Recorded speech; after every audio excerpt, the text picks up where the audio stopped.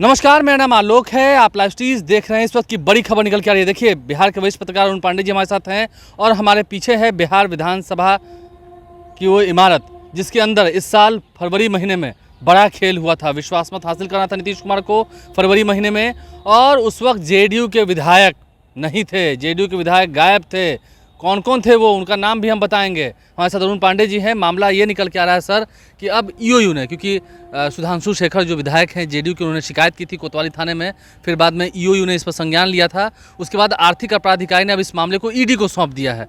तो आपको लगता है कि बिहार में एक बड़ी ईओयू ने तो माना है कि बिहार में बड़ी पैमाने पर पैसों की हेरफेर हो रही थी और हवाला के माध्यम से ही पैसा दिया जा रहा था। देखिए, एक तो ये दुर्भाग्यपूर्ण है कि अब बिहार में भी विधायकों के खरीद फरोख्त का ना मामला था।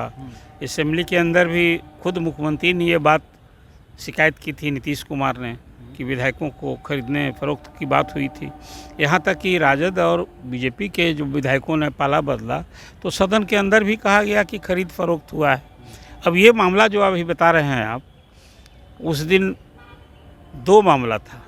एक तो उलट पुलट हो गया था जिसको आप कहेंगे कि नीतीश कुमार ने पाला बदला था। एनडीए में चले गए थे, एनडीए में आ गए थे, भाजपा के साथ हो गए थे, राजद से 17 महीने की दोस्ती उन्होंने तोड़ दी थी और फिर भाजपा से नई दोस्ती कर ली थी। मतलब जो विपक्ष में था वो सत्ता में आ गया और सत्ता वाला विपक्ष में चला गया। ये उसी समय था कि डॉक्टर संजीव जो विधायक हैं परबत्ता से और उनके सहित और कई विधायक, तेजस्वी ने ये ऐलान किया था कि भाई अब पाला, ये तो एक खेला तो कर दिया है नीतीश जी ने कि पाला बदला है, मतलब फिर वो पलटी मारे हैं, तो अभी एक खेला होगा। और स्पीकर को लेकर के एक सबसे बड़ा था कि उनके खिलाफ हटाने का मामला था कि विपक्ष अविश्वास प्रस्ताव जिस दिन ओथ लिया नीतीश कुमार ने, पाला बदला बीजेपी के साथ, उसी दिन नोटिस दे दी थी। नंद किशोर यादव के ही नेतृत्व में, अगुवाई में विधायकों ने स्पीकर को हटाने की नोटिस दी थी, अविश्वास प्रस्ताव लाने की। और वो सदन में फिर वो नियत समय पर जब प्रस्ताव आया तो किसी स्पीकर के खिलाफ अविश्वास प्रस्ताव होता है तो वो सदन में चेयर पर नहीं बैठते हैं। यही था माजरा। अब वो तेजस्वी ने कह दिया था कि खेला होगा। तो एक था कि नीतीश कुमार क्या बहुमत जुटा पाएंगे, क्या कुछ सत्तारूढ़ दल में भी विधायक किधर से उधर पाला बदलेंगे।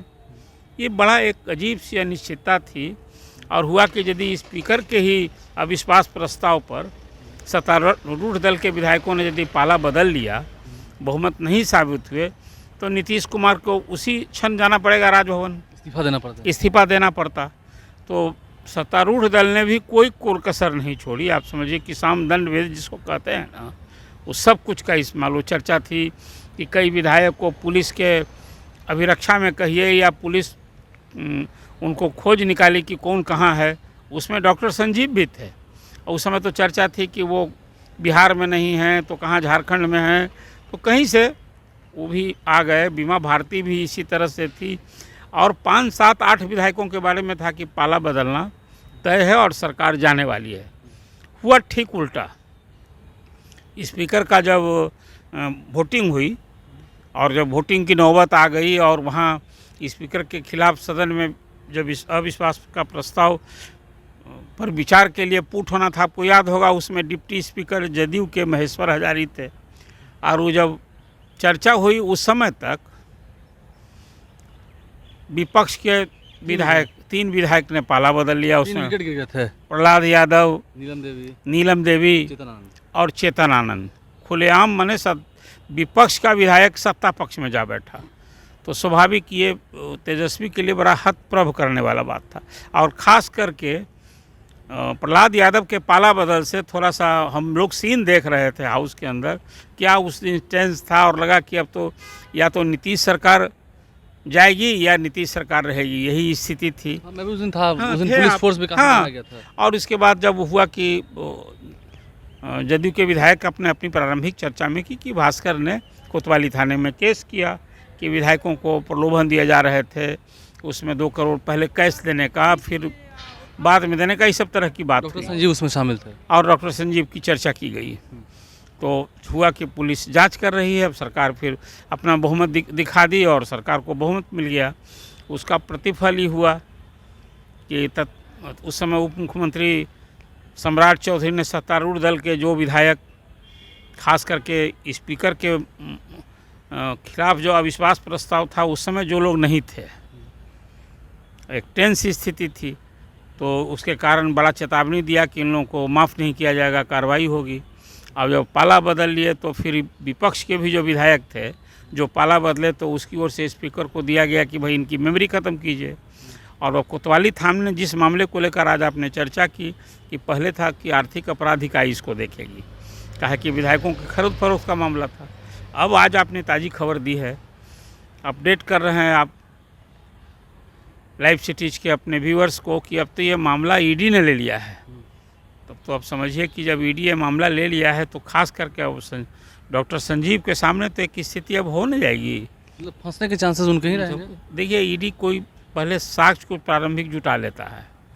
ईडी के यहाँ ऐसे नहीं कि कोई केस जाके दर्ज किया और तब हुआ। वो जो उसमें करोड़ों के लेन देन की शिकायत है, और वो जिला पुलिस मतलब कोतवाली थाने की पुलिस ने फिर वो उसी समय ये आर्थिक अपराध इकाई ली, और जब ईडी जब ले लिया है तो मामला तो थोड़ा सा निश्चित रूप से और गंभीर हो गया। इस बीच में अभी जिन विधायकों ने पाला बदला है उनकी मेमोरी समाप्त करने का मामला स्पीकर के यहाँ तब से विचाराधीन है, बजट सत्र में फरवरी के ही।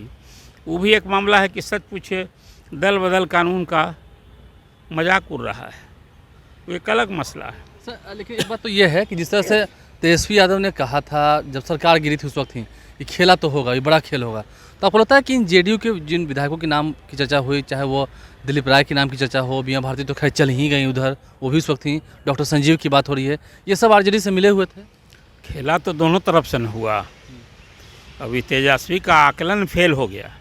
एक बीमा भारती तो आ ही न गई इधर, वो तो पहले लोकसभा के चुनाव में ही आ गई थी, लेकिन खेला तो हुआ ही नहीं। कैसे नहीं खेला हुआ, खेला तो हुआ ही, लेकिन वो खेला जिस खेला की उम्मीद तेजस्वी के पक्ष में होना था उनके लिए उल्टा ना पड़ गया।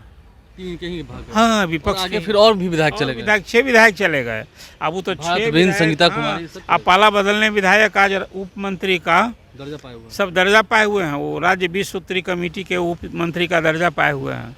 तो इस खेला बदल का जो खेला खेलने का राजनीति में, अब पाला बदलने का और खरीद फरोख्त का हॉर्स ट्रेडिंग का जो मामला है, अब तो केंद्रीय एजेंसियां जांच में जुटी है। आगे देखिए क्या क्या होता है। जिन जिन नामों की उसमें चर्चा थी, आपको लगता है कि अब अगर वो जवाब ठीक से नहीं देंगे तो फिर फंसेंगे? सबसे पूछताछ तो होगी ही ना, अब आगे की कार्रवाई होगी बिल्कुल। अब उसमें तो ईडी ने जब मामला लिया है तो पूछताछ तो होगी, ये कार्रवाई तो यही नहीं थमेगी।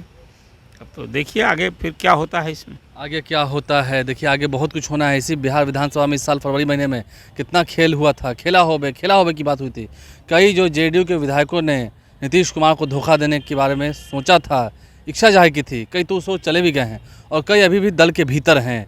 डॉक्टर संजीव परवत्ता के विधायक, उनका भी नाम खुल कर आ रहा है सामने, तो उनकी भी मुसीबत अब बढ़ेगी। देखना होगा, बीजेपी के कई विधायक भी थे, उनका भी नाम सामने आएगा। हॉर्स ट्रेडिंग में पैसा किसने किसने लिया, किसने किसने पैसा पहुंचाया, ये तमाम बातें अब ईडी जब जांच करेगी, देखना होगा क्या निकल के आता है। सरकार की तो इच्छा है ही कि उन सभी दोषियों को सजा दी जाए। हमारे चैनल को सब्सक्राइब कर लें, साथ साथ फेसबुक पेज भी लाइक करें। धन्यवाद।